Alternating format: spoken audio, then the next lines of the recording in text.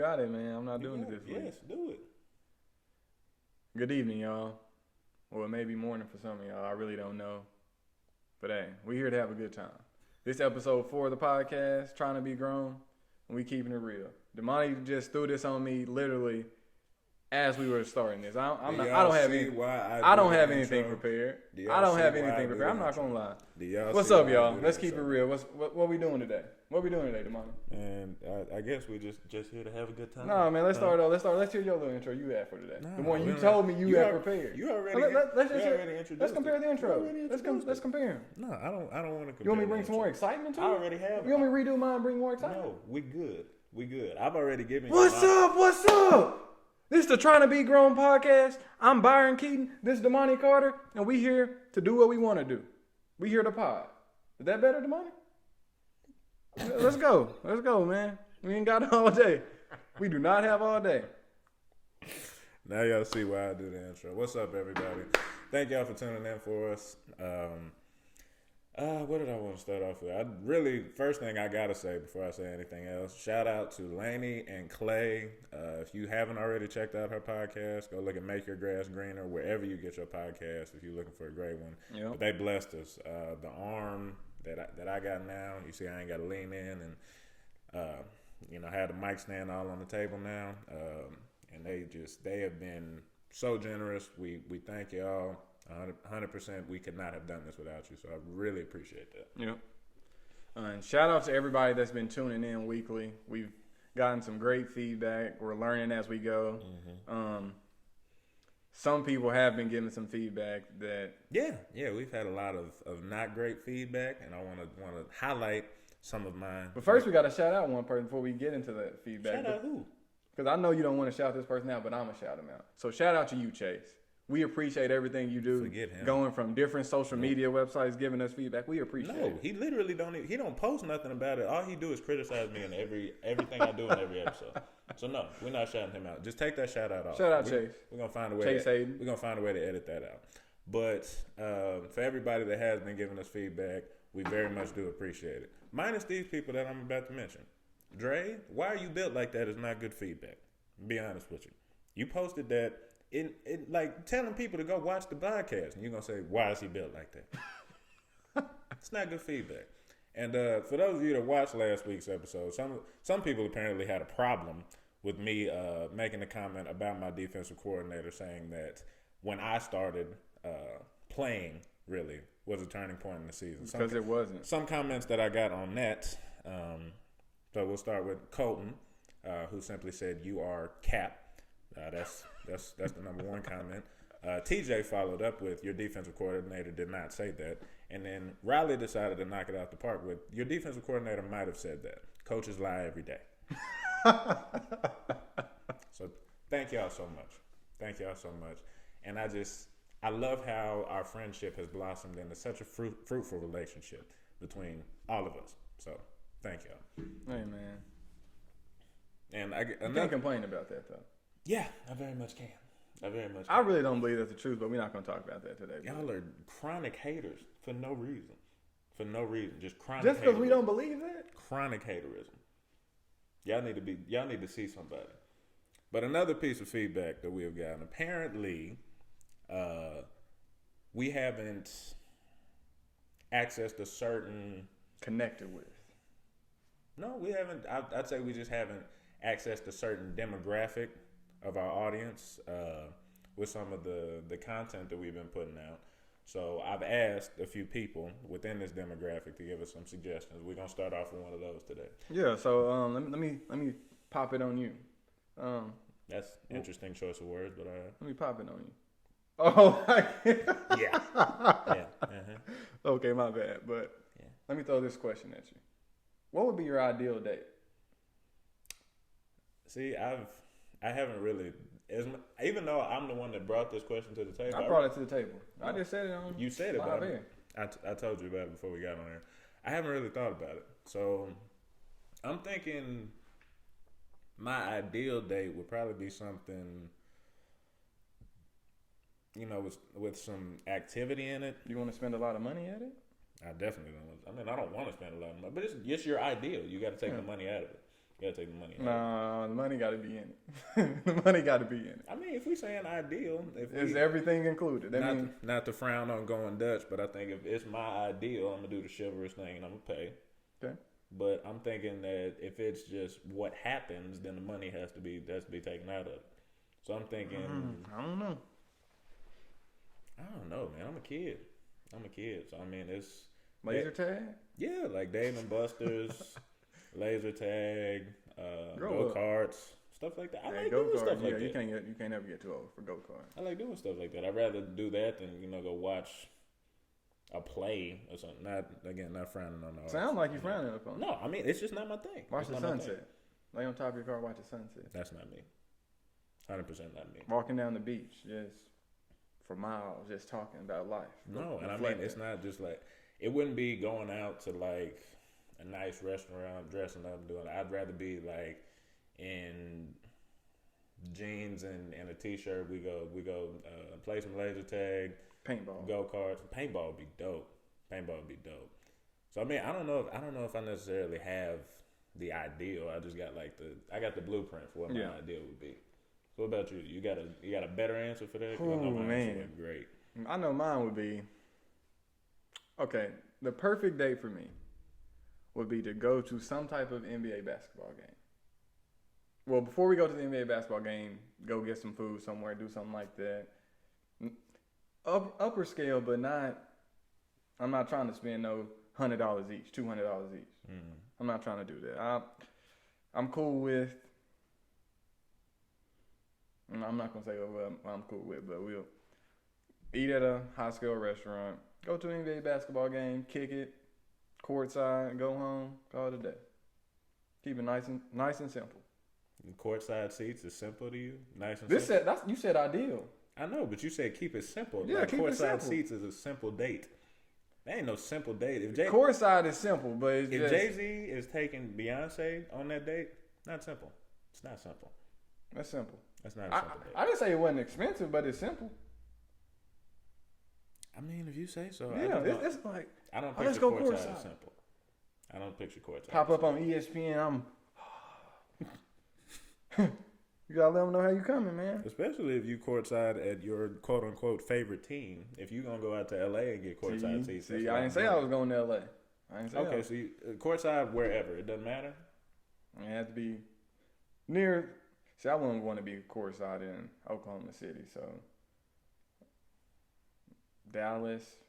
Yeah, a Dallas game courtside. Okay, so you courtside to watch the Wizards play. See, I'm not trying to watch the Wizards. I want to be a good game. I'm saying you court it. I wouldn't even pay to go watch the Wizards right now. You're courtside to watch the Wizards play. Who's the worst team in the West? The Timberwolves right now. A Wizards Timberwolves game, and you courtside for it. You happy? Nah, man. That ticket might not even be worth $100. You're sick, first of all, but no. Bro, those teams are horrible. They're bottom of the pack, but I guarantee you it's more than $100 for courtside seats. I'm not. First of all, only excitement you can get from that game is seeing how many times Russell Westbrook going to turn the ball over. Bradley Beal may go for 30. Bradley Beal is going to at least be worth the cost of admission, and then you got Anthony Edwards on the other side. I'm not excited. Karl Anthony Towns out there, I'll be excited. All right, but I love how. But yeah, courtside. We started off with, and I'm gonna be real honest. This demographic that I'm talking about has gotten mad at us for talking about sports too much, which I don't think we do. But we literally took the what was your ideal date question, and we talking about sports right now. But let's get back to it then. But yeah, but why would I like that? Getting full before you go, so that's always good. And then you just getting to relax, watch a game, communicate, talk. You can do everything you need at a basketball game. I mean, it's kind of hard to communicate at a basketball game. Especially if it's like a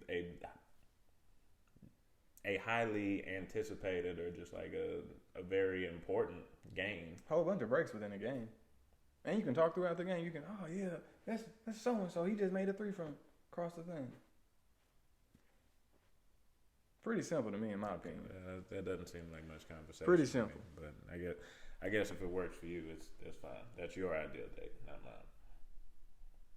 I mean, Yours is kind of weak though. The more I think about it, I don't think it's weak. I just think it's my personal preference. that's more of a high schooler ideal date. I told you, I'm a larger kid. We're supposed to be trying to be grown, literally. I know, but I don't think that if I'm trying to be grown in ways that don't reflect who I am, then I think I'm just faking it. So put it like if this. I'm grown in the right aspects. Put it like this. Okay, here's my question for you. We know how much you love football. Mm-hmm. Imagine you get to go out to eat as your day, go out to eat, and then you get to go to the Super Bowl. Is that the ideal day right there? Honestly, in your opinion, you don't have to pay for the ticket. You get best seats at the 50-yard line. That'd be dope, but I just don't. Is that the ideal date? No, but see, this is the thing. They said ideal date. Yeah. So if I go to the Super Bowl and my date is not the female version of Adam Schefter, then I don't feel like that's the ideal date. Like, cause we not. Oh wait, okay, my bad. We'll be more focused on the Super Bowl. And it's the Dallas Cowboys. I'm saying that'd be like my ideal thing to do. Not like alone, but not like in a dating atmosphere. In a date atmosphere, I'm trying to either get to know or connect with somebody that I already know. And I don't feel like me focusing 95% of my energy on what's going on the field and 5% on her is the ideal date scenario. Damani, you are a very competitive person. If y'all out here doing go-karts, first of all, y'all not even in the same car. We could be. But. You're not. And then knowing you're gonna try to beat your date at every single thing y'all do for the most part. 100%. Okay, then so how are you getting to know them better? Only thing you're doing is tearing them down, really. Not tearing them down. We can have a competition and it be like playful. I think that's a great way to like get to know somebody and like by beating them in go-karts. Yeah, making them more comfortable because that's by beating them in go-karts. Then if you lose, you're going to be a sore loser. I'm not going to be a sore loser. You're going to be a sore loser. I'm not going to be. Out of the two of us, you're definitely the sore loser. How am I a sore loser?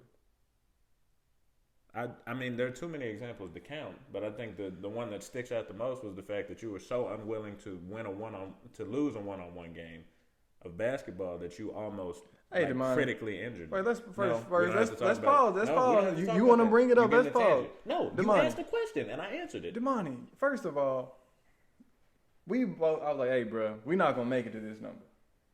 I was like, let's just go ahead and cut it down to let's cut the game down to 7.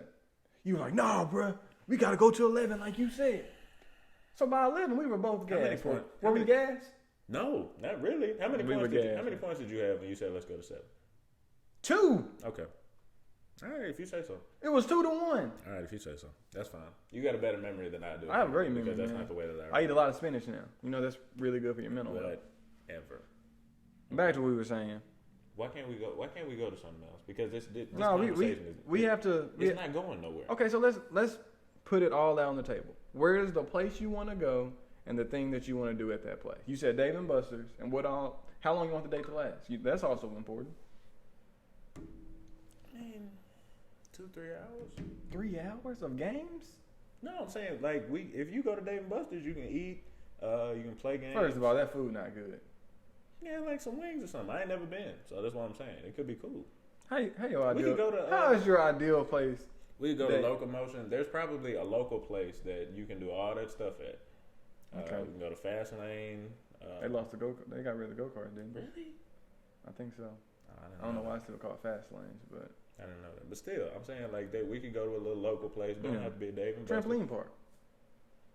You're not a big trampoline park fan. Nah, I mean a trampoline park would be dope. That'd be fun. Like there's one that keeps showing up on like my TikTok feed where you like there's a big like spinny thing that you got to jump over. That's a terrible way of describing it, but it's somewhere in Texas, and I was like, wow, that'd be dope to go to, and that'd be a fun date. Yeah.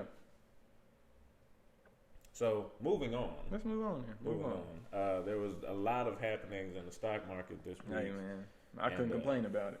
Yeah, I mean, I didn't have any problems with it either. I didn't come up off of it, but seeing that a lot of people I know did, I was actually able to advise some people that went up. I didn't take any real risks, or any risks at all myself. But I'm happy to see that the corporate fat cats are.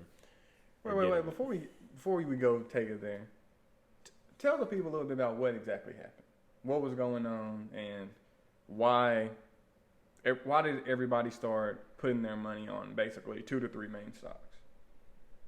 Well, I don't know how in depth you want to go with this conversation, so I'd rather you explain it. So I know I'll go on for 30 minutes about it. Okay, so in a very simplified form, I'll make it super simple. So people like GameStop, as you know, with the new Xbox coming out, PlayStation coming out, they're really starting to move away from discs. Yep. And so basically all these billionaires on Wall Street like, hey, GameStop not going to stay afloat much longer. And so if we buy this stock right now and immediately sell it, and like, okay, we're betting that it's going to be worth, let's say, it's $10 now, we say it's going to be worth $3 in the end. So once that happens, we're going to basically try to buy back the stock, and then we'll have $7 in profit. Mm-hmm. And so at that point, it's called a short and whatever with that. But however, with this type of thing, the losses can be limitless. Yep. And so if, let's say, instead of the stock going down, it goes back up to, let's say, 200, 250, or I think it went to 300 here. Mm-hmm. And so they're required by their contract that they entered in to buy back the stock in the end after they already originally bought it for 10 to fulfill their contract needs. Mm-hmm. And so basically they lost billions of dollars because I believe they did this with over 50 million stocks with GameStop. And so I don't know the exact number, but yeah, that's the basic principle. And yeah, and so it's a lot of those people that are involved within those financial industry, well, not the financial industry overall, just those short, so be hedge funds people. They want this to be stopped because the only thing that happened was a whole bunch of really small investors came together and just started buying the stock, knowing that if enough people bought the stock, the stock price would go through the roof like it did. And so basically everybody would get a huge amount of profit off each stock. And yeah, that's what happened. And I was just checking myself on the short thing. I feel like a little bit more explanation needs to be made there. So really what you're doing is kind of borrowing a stock that you feel is going to decrease in value. Mm-hmm. So you haven't really made you feel like it's going to decrease in value, so you want to borrow it and sell it. But when that initial borrow happens, that price that it's at could jump. Like it could go in the opposite direction of your anticipation.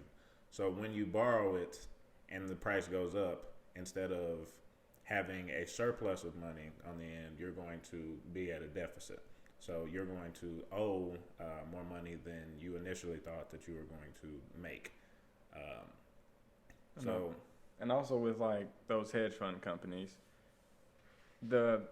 where they do this, they typically don't make them have the money on hand just in case they lose this money, which is another problem, which they have to take out billions of dollars in loans just to be able to fulfill this. Right. And that's why a lot of them have been asking for bailouts as of now.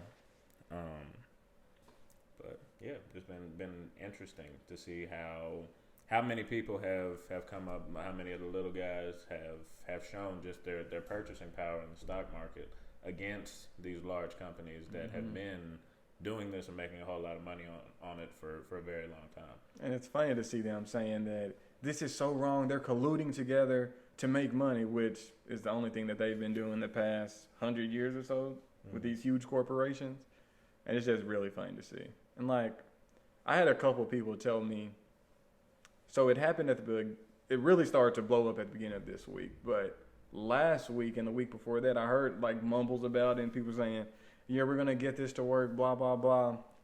I heard it, but I was like, there's no possible way this can actually happen. Like I'd heard about it in my business classes, but I was like, it's impossible for us to actually make this much of a profit.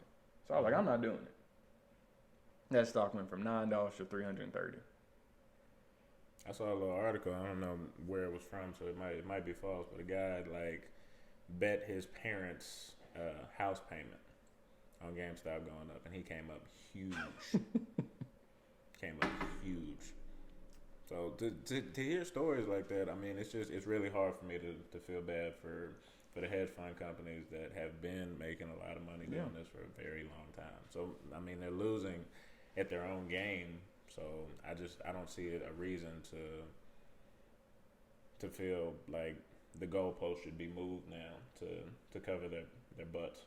So how do you feel about Robinhood shutting down trading for those three stocks that were going crazy on Reddit? Now, see, initially I felt like a lot of people did that they were supporting the interest of the corporation, right?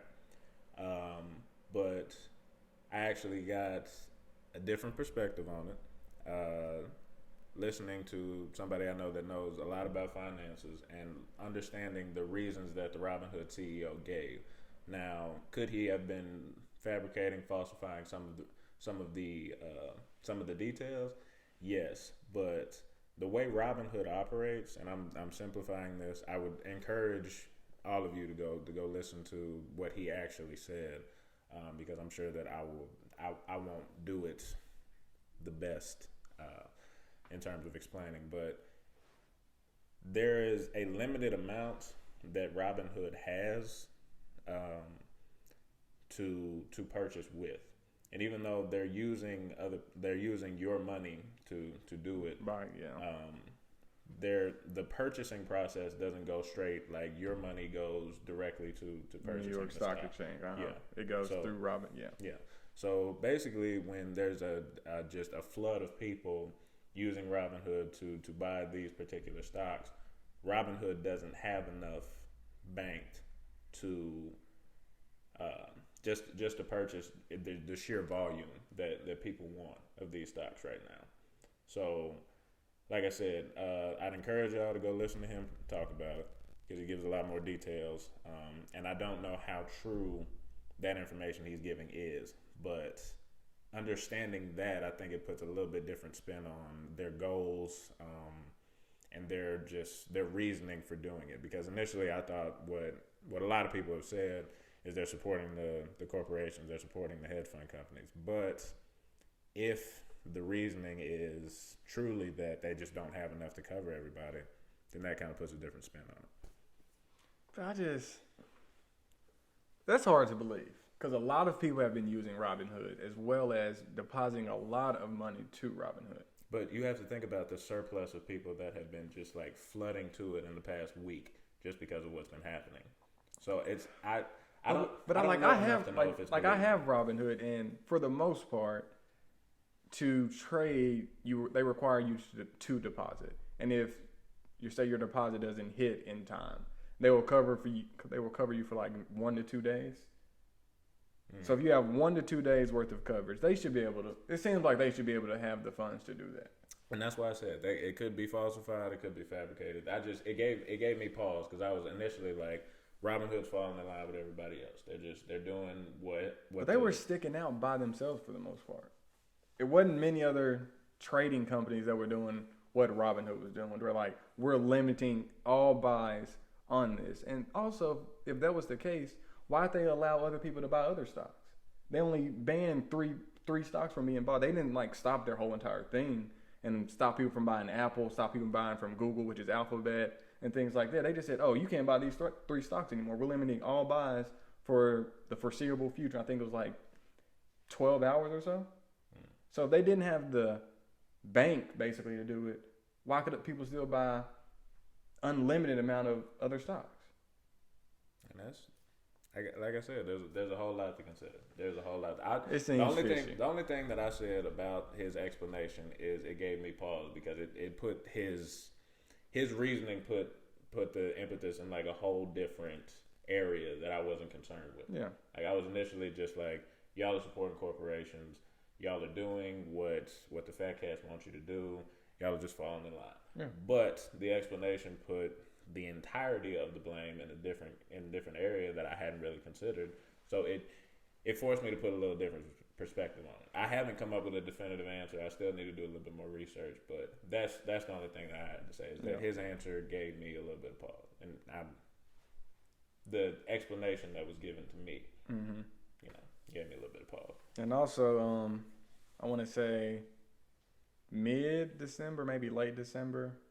I bought a whole bunch of Dogecoin, which is another cryptocurrency. Mm-hmm.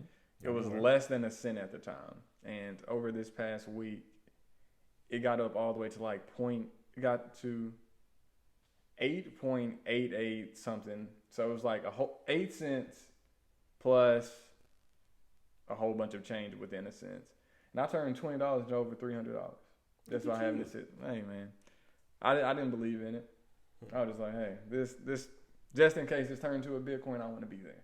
So are you still Byron Keaton, or you just the Wolf of Fayetteville? See, that was gonna be the a good. Wolf of Camden. It was gonna be a good. It was gonna be a good joke until you took it there, bro. I mean, we had the Wolf of Wall Street. Are you the Wolf of Wentworth Lane? It's not even the name of my Wolf of Wentworth. Wordsworth is what it is. Why you trying to give out my stuff, bro? Wentworth is, what? They don't know which house it is? That's wild, man. Yeah, let's go ahead and move on. Man. Oh, yeah, we do have to move on because we have another segment of Byron's Hot Takes. What's this one? Edit the thing in. I'm pointing at am I pointing at it? I don't know if I'm pointing at it. What's this one about? What's this one about? I have no idea. Byron, for as long as I've known him, has held a stance that I still do not understand. I have not met anybody else that holds this stance. If the movie was not originally shot... This is really a hot take or a preference? This is a hot take or a preference? No, this is a hot take. This is a hot take. This is a hot take. He says if the movie was not shot with a camera that permits it to be... What's HD? Yeah. Just if it was not originally produced in HD, I don't want to see HD. It. I don't want to see it. Not only do you not want to see it, I don't watch it. You told me it was not worth watching. Correct. I will make one exception to that. The Fresh Prince of Bel-Air. But if it's a movie, no. But and see, this is the part that I don't get. You have exceptions to the rule because obviously you've seen because I watched though. So my thing is, if it's not something I've seen, I don't want to go back and put myself through something that is not of the standard now. But you are missing out on literally most of the cinematic like classics. Transformers is a classic.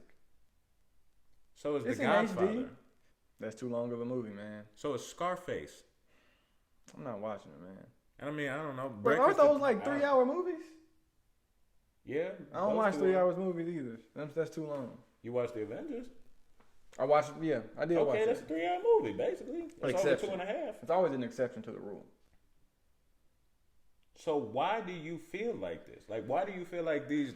Why do you feel like it's such an affront to your eyes to look at something that was not originally produced in HD? Yeah, let me elaborate on it. So, when I watch movies, you take well, at least with me, I take in everything within the movie from the production, the acting, all of it. So when I'm watching a movie that's not in HD, my eyes are immediately drawn away from the plot, like immediately. Why? It's not the quality that I'm used to.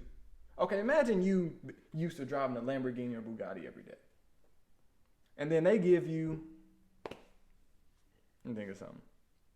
An old Ford Pinto, the one that was causing fires. Okay. Is that the same? No. Is that the same? You're comparing a Lamborghini to a car that I'm 90% sure was at least recalled once because when you like hit the back of it, it would blow up. Yeah. That's what you're comparing. Yeah, the Pinto fires. Yeah.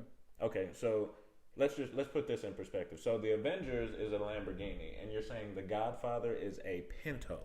The camera quality is a Pinto. Okay, so that even if we were to just look at the camera quality, say they put a brand new engine in it, that can be the plot. But the quality at the end of the day is the Pinto overall. Now, actually, the engine would be the camera. The engine is the camera. They put a Ford Pinto engine. I'm done with the metaphor. You're saying that just because it was not originally produced in HD, I don't want to see it. All of the other cinematic elements of the movie, it's gone. It's out the window with me. That's stupid. That's stupid. That literally doesn't make any sense. It's not appealing to my eye. When you watch a movie, you're watching it with your eyes. And so what I see, you watch it and you hear it. That's all you do with movies. You watch and you hear. So if immediately one of my elements are gone, the eye element is gone immediately because the quality is much lower. Only thing I can do is hear it at that point. 50% of the movie is destroyed. But Byron, 50. the 50. what you're watching is what's going on in the movie. So I'm watching the camera quality. So that's all you. That's at that point. That's all what you I watch see. for. That's all you watch for. That's a huge part of it. If I can't get past the camera quality, I can't watch the plot. Okay, so if I just gave you an HD video of a hamster moving on a wheel, then you would be able to watch it because it was high camera quality? It's a two-pronged test. First thing is the camera quality, and then I can get to the plot. Why is that the first thing? That's it seems like what's going on screen. So you're the opposite. You're the opposite. You look at the plot and then like, oh, what type of camera quality is it? I've never met a person ever that has this much fixation on camera quality. If we live in the technology age, if the things that happen in a movie suck, or if the movie is just so like it's so grainy or whatever that I can't see it, and I've never encountered that problem. So you watch black and white movies? No, my parents do. But so you can't watch that? I don't enjoy like black and white. Okay, movies, so you have a from distinction. A plot standpoint. No, it's the black and white. No, if The Godfather was produced in black and white, I'd watch it. So look, wait, let's stop it. That means you draw a line at black and white. I just happen to draw my line at HD. No, Byron. I don't want to watch black and white movies because if you don't like it. No, movies that were produced in the 1920s, in the 1950s, they're not very appealing. There's some good movies in the 1950s, I bet. Name one. I don't know. I wasn't born. No, I'm saying I can look it up. I'm saying there are some classics in that era. You have Citizen Kane, Casablanca, all of the old black and white movies that are like classics, and I've seen most of both of those. But Sabrina. I've never heard of that movie. Godzilla was originally made in the 1950s. Godzilla was okay. No, I'm saying the original Godzilla. If you go back and watch it, I don't have much for that. That's not me. Why? That's not me. Why? It's not because of the camera quality. It's because of the plot lines. It's because of what. The plot lines are the same as the plot lines now for the most part. No, they're not. They're very similar, man. They have some mafia type videos. I mean, movies from the 1950s and 40s. I bet I know for a fact they do. But they're not The Godfather. They're not putting a horse head in people's beds and having people wake up next to it. They're not like. They don't have the same like cinematic flair that you had with The Godfather. And the flair is the color for it's you. It's not. It's not the color. I promise you, it's not. So the color. it's not one black. So you're saying it's in all of that time, cinematic history, there's not one black and white movie that is good. I'm not saying that there are none that are good. I'm just saying in terms of my personal preference. If you prefer color in color, if you put those movies in color, if you put those movies in color, I wouldn't want to watch them. I wouldn't want to watch them. Look at The Sound of Music. The Sound of Music was produced in color. I don't like The Sound of Music. It's not a great movie. It's a great movie. It's not one that I want to watch. I wouldn't be a fan. I don't know what the movie is. You've never seen The Sound of Music? I'm not a big movie guy. I'm more of a TV person. I'm a TV show person. But I'm saying it's not the color. The color has nothing to do with it. Yeah, man. I disagree on this. I think so. What I'm taking from this is, I draw my line at HD. Which is stupid, but go ahead. But you say you don't, but you draw your line at black and white versus color, and that's fine. I'm not gonna pick at you for it. It makes sense. You want the higher quality. No, you're separating it based on the color and what's happening in the excuse me. You're basing it on the color instead of what happens in the movie. I'm talking about the plot lines, everything that happens in movies in the 1950s. The plot line from Godzilla was the same as the plot line they have now. It's not. It is. It's not. What's the difference? If you're talking about the actual, like, if you're saying like the basic structure of the plot, probably. But I'm saying like the things that happen, the acting, everything. It's different. So when you're talking about the differences that make up like the reasons that I don't want to watch the old one and the reasons I do want to watch the new one, it doesn't really have much to do with the color. It has to do with everything that happens in the movie. I don't know, Damani. We're gonna have to watch one of these movies and see what you think. I just don't. I'm saying there's probably a movie from the 50s that I've walked into the living room and seen black and white movies, and you immediately walked out. No, I'll just be like, why are y'all watching this? That's how I feel about HD. It's really not the same. It is though. It's really not the same. Hey, Damani, I'm gonna get you on this one of these days. Destination to Space. Never heard of it. Me either. How you know it's not a good movie? A lot of these are classics, Byron. They're just not movies I want to watch. Damani, a lot of. I've taken film theory twice, so I've had to. A lot of movies that are in non-HD are probably some great movies. I just don't want to watch them. Okay, whatever. We spent too much time on this. It's kind of like music. You don't want to hear Beethoven when you can hear some J. Cole. Because I'm not Both are a great. classical music fan. And I'm not I'm not a non-HD movie fan. You keep separating. If you're talking about the quality of the music, if you're literally just talking about the quality of the music, because if you look at if J. Cole's first album, if we look at J. Cole's first album. J. Cole's first album versus Beethoven's Fifth Symphony. Which is better? Which is better? You're messing up my point. If we look at J. Cole's first album. Sure. Sideline Story, and look at a country song that came out yesterday, I would much rather listen to J. Cole's first album. It has nothing to do with the audio quality. It has to do with the audio quality content. hasn't changed that much. It has to do with the content. That's what I'm trying to tell you. So if Beethoven dropped yesterday and J. Cole dropped whenever Sideline Story dropped 10 years ago, I'd still want to listen to Sideline Story. It doesn't have to do with when. It doesn't have to do with the audio quality. It has to do with the content. And that's what I'm trying to tell you. But there's some good content in that black and white that you don't like, I bet. I've never experienced it. I haven't experienced anything, not in HD that I've liked.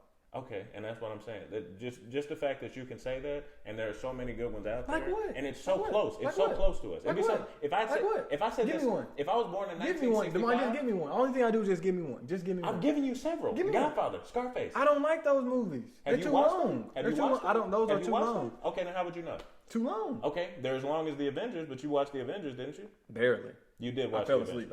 You watched the Avengers. I fell asleep though. You watched. I fell asleep. You watched the Avengers. You watched the Avengers. You know how many times I've tried to watch the Titanic? I've probably watched that movie growing up at least 50 times. I still haven't seen the ending.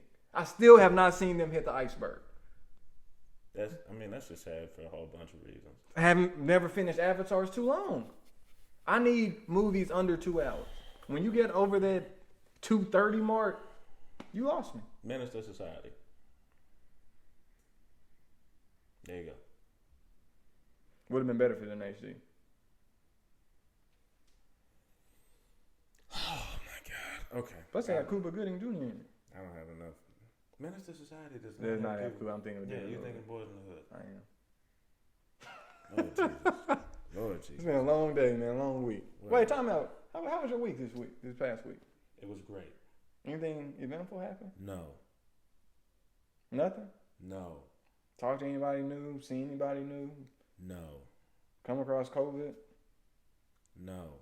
I mean, you're not trying to take this podcast to the next level, and I see that now. You're the only disease that I've come across. I see that now, Damani. You're the only disease that I'm trying to get on to some substantive stuff. Okay, let's go. Pleasantries are over with.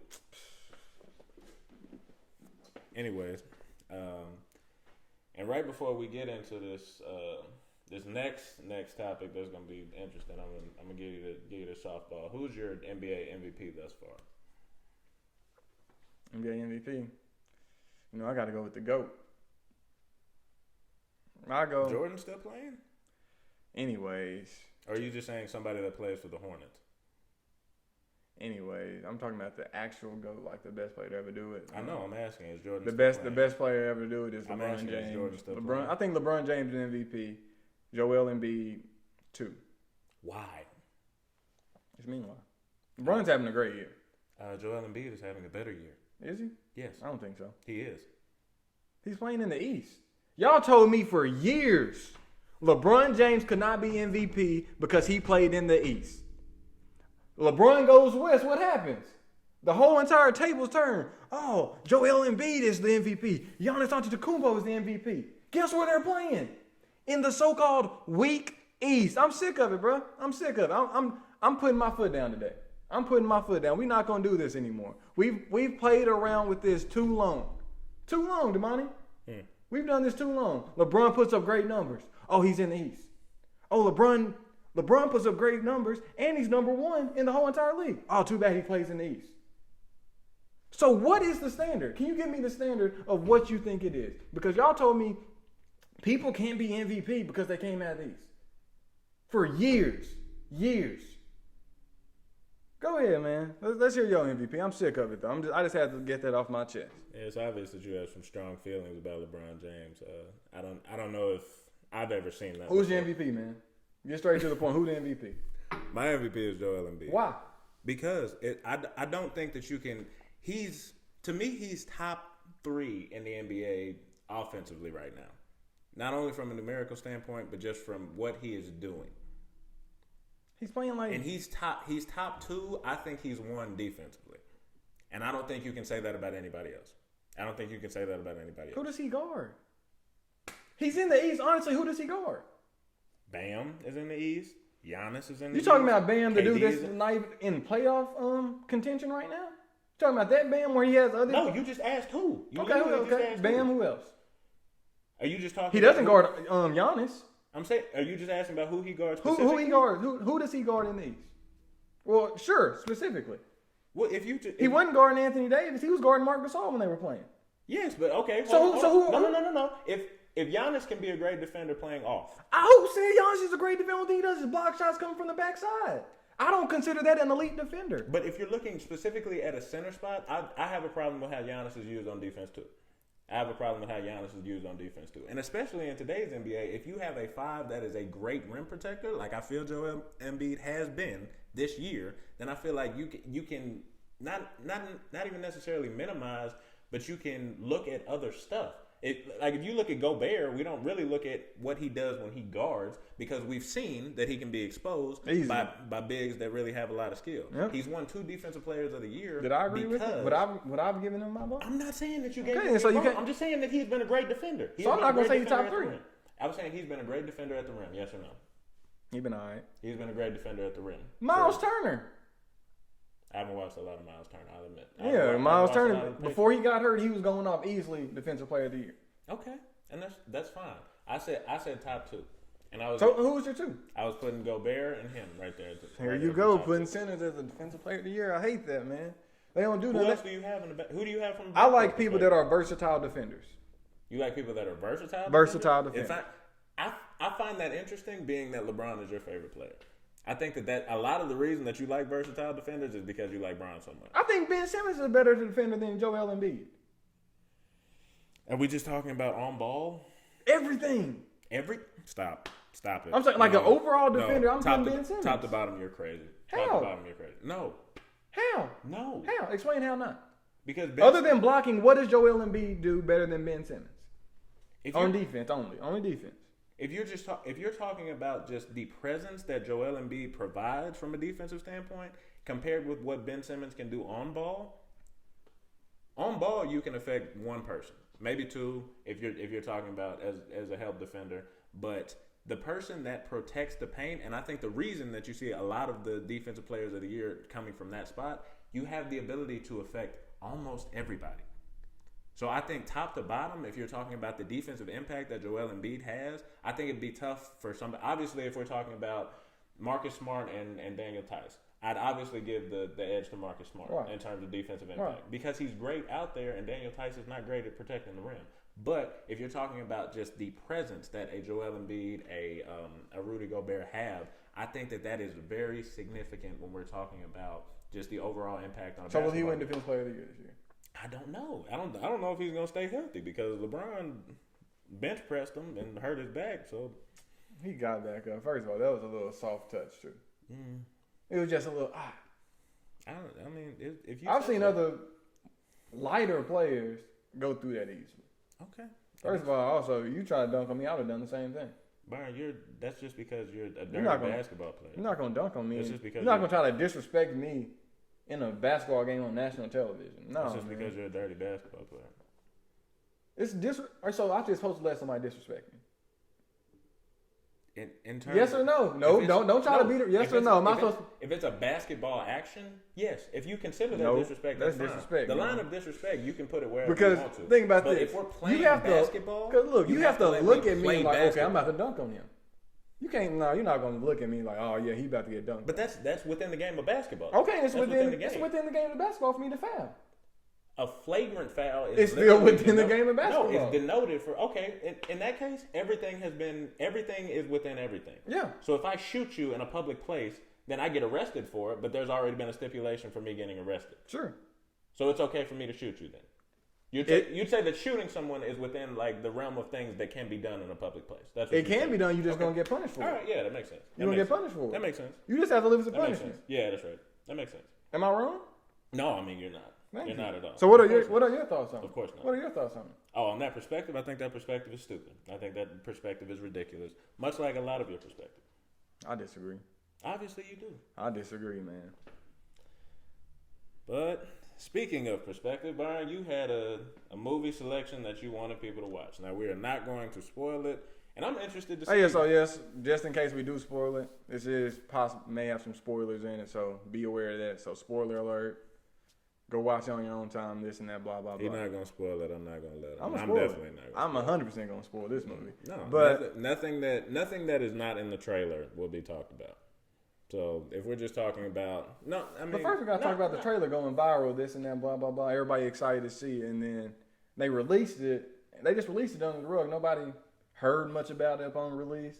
It just kind of got out by word of mouth. Yeah, and I didn't know that they were going to do this from a platform standpoint how they did it, but I guess. Where did you watch the movie? I watched it off Google Play something. Okay. It was the first time I used the service. I don't even know the name. And I watched mine on Amazon Prime Video. So I guess just with nobody going to the theaters, yeah, it makes sense. But HBO Max is releasing movies for a short time on there. That's true. Because they're gonna do Judas and the Black Messiah, which I'm very excited about. I'm very excited to see that. I think big Fred Hampton fan. HBO Max is gonna release Space Jam 2. Yeah. In July. So Go gonna get his own movie, but whole another conversation. The GOAT already has a movie. It's called Space Jam. But go ahead. Also, that movie was looking back at that movie, that wasn't a good movie. But stop. yeah, American Skin is an HD movie. So if anybody like me, you free to watch it. All two of you. But it was a good movie. I didn't know exactly where they were gonna go with the movie. I know in the trailer it just showed this father whose kid was killed by the police. They were trying to really hit on something that's happening quite often in America.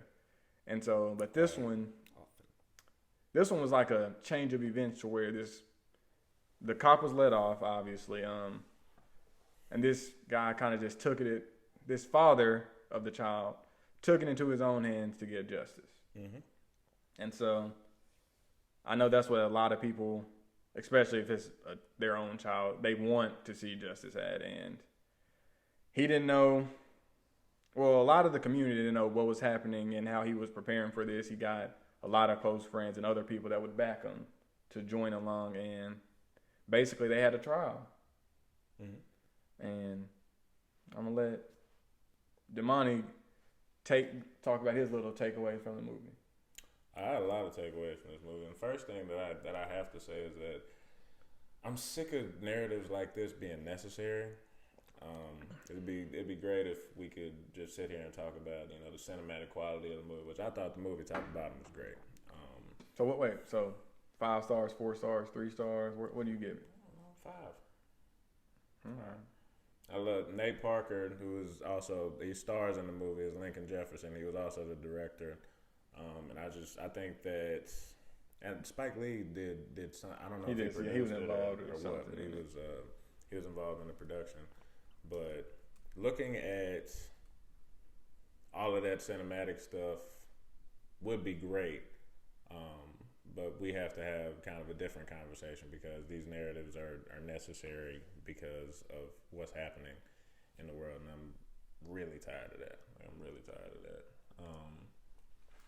But one of the quotes from the movie that I loved, and I wrote it down, make sure I don't say it wrong. There's a point in the movie where Lincoln, the main character, asks, "Why are we the only people in this country who are expected to do things without violence?" And that not only did that resonate with me, I just felt like that was a beautiful way of saying it because it's the truth. Because if you look at our reactions to the violent acts that are committed against people that look like us without consequence, a lot of people harp on the reactions. And in the movie, they talk about how they want our reactions to be controlled. They want our reactions to be civil when the actions that were committed against us were neither of those. Describing them as barbaric, just senseless is the way that I would do it. But I don't get why our reactions are expected to be anything but. And if you look at the human aspect of it, that's the emotional response that we have to trauma is expected to be civil. We don't do that with anybody else.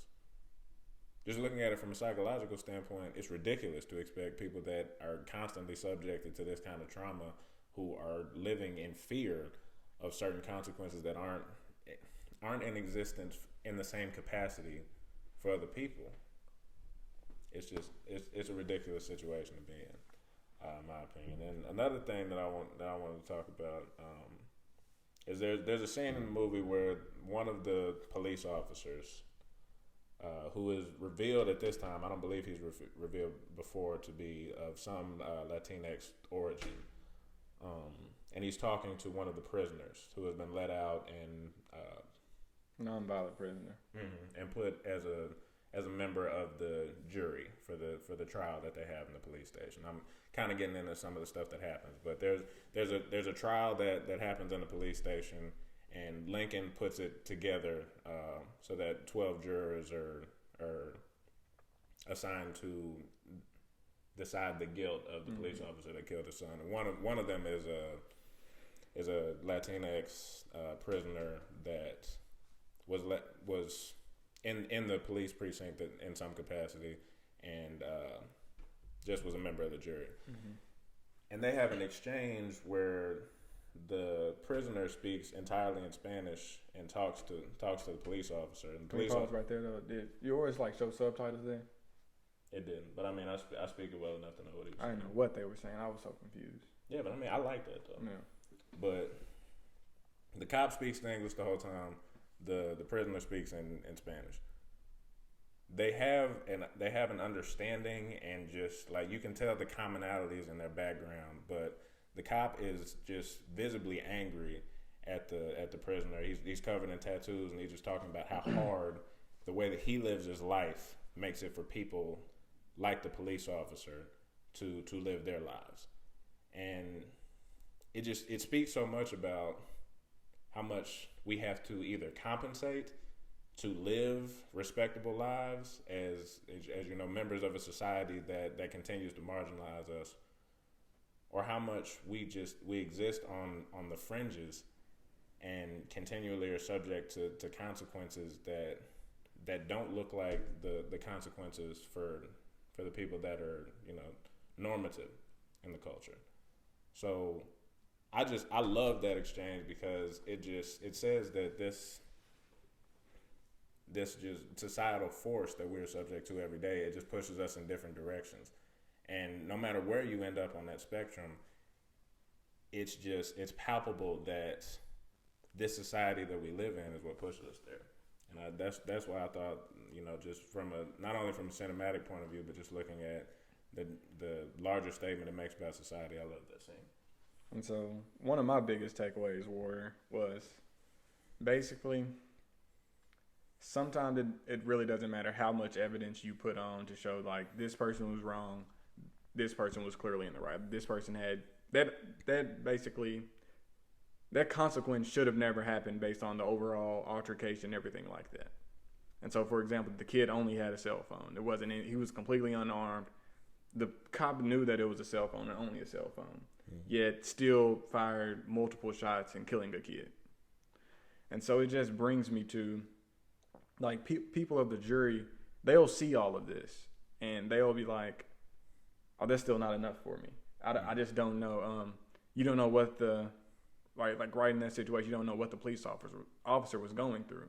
But there's literally a video, and they like show the video, that it was no reason to do that. And it just blows my mind how some people, they just can't put themselves to do it, to say that this person was in the wrong. And then also, it shows like how sometimes people will just blindly back things, and they will always just give the benefit of the doubt to the person of authority or person of power. Or just the person that supports their position. Yeah. And it just, it shows a lot of what our society has become, like basically come to. It's very divisive. It's either you're against me or you're with me. Like, for example, somewhere along the movie they said that we have to stop people who look like that in those neighborhoods, basically because we don't know whether or not that person will commit a crime in the future. And it came literally down to like racial profiling and nothing else other than racial profiling. They didn't do anything wrong. Then they turned expired insurance that he told him, like, okay, I just brought out the wrong one. Let me get the other one really fast. Officer says no, and they end up shooting the kid. And he said, only reason why I stopped you weren't speeding. It was impossible for you to be speeding with there being 2 speed bumps. And they said you were black in a white person's neighborhood. And it just blew my mind that they heard that and they were like, I still just can't do it. And yeah.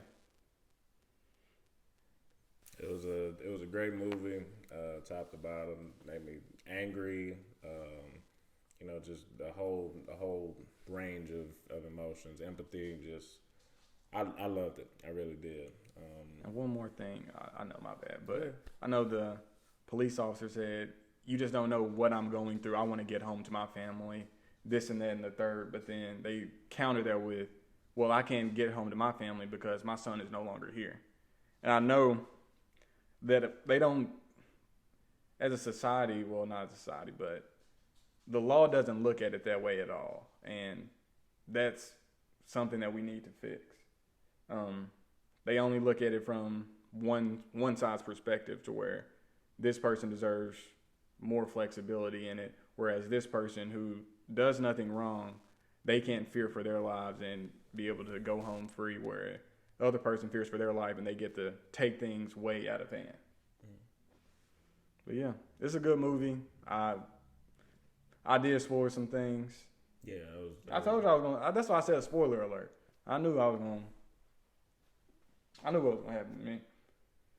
So I guess we'll put a spoiler alert warning before we'll go back, and you'll go back and do that in the editing, since you don't want. I told you I was gonna spoil it. I told people last week to go watch the movie. You didn't spoil too much though. I promise you, he didn't spoil really anything that takes away from the quality of the movie. There's some other stuff in there you still gonna be surprised about. Yeah, you need to go watch it. You need to go watch it. Like I said, I loved it. Full range of emotions, but we have been talking too long about nothing. Yeah, it's about time for us to wrap up another episode. I would be remiss if I didn't make a few other shout outs. First and foremost, we got to give a shout out to Raleigh, because and in addition to the support that we've been given just from people posting on social media, he supported us in other ways. So we got to give a shout out. Shout out to Raleigh, RJ. Shout out to all of our friends, everybody that has been posting about us, talking about us, because a lot of y'all have been helping us get the word out and subscribing. And those of you that have been in the comments, we really appreciate y'all. And we can't express enough how much that means to us. If y'all get this next video to 250 views, 250 to 300 views, I'll drop a 30-second freestyle. 30-second freestyle if y'all get the next one to 250 views. For me, because I promise you I'm gonna have to turn my mic off because I'm gonna be rolling the whole time. On air. I'm trying to make sure I didn't forget nothing, but gotta give a shout out to my guy Draven. Draven Ibarra, he has been getting the word out, and Tahlequah, no less. One of my teammates. He is a fan of the show. He has been hyping us up, so I got to give a shout out to him. Appreciate you, big dog. So, as we always do, shout out to Show Thief. Shout out to everybody that's stuck along for all of this video, all the other videos. We really appreciate it. Make sure to like, comment, and subscribe to our YouTube channel.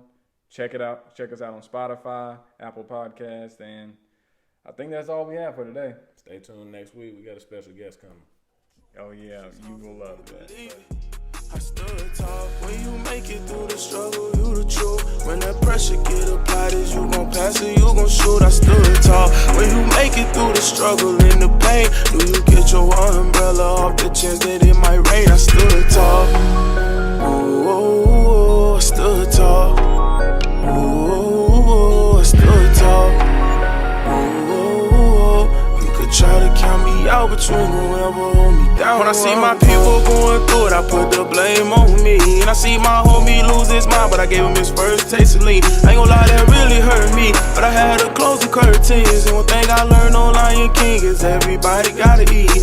Never tell a party, let me get a whole piece. And nah, little homie, can't get that from me. You play football, you got a bright future, you supposed to see you on the TV. And I said that's true, and I'm gon' do it, but I really gotta make something happen. And I probably could've asked my family for something, but instead I started hitting licks with daddy. I ain't gon' lie, that turned me to a savage. Really living life like a bandit. And then Murph told me, keep your head on, man, don't do nothing reckless. But now I'm older now, I'm a grown man. Go to church every Sunday, I'm a praying man. You ain't gonna never see me fall, I'm always standing. One thing I do is stick to the plan. When you make it through the struggle, you the truth. When that pressure get up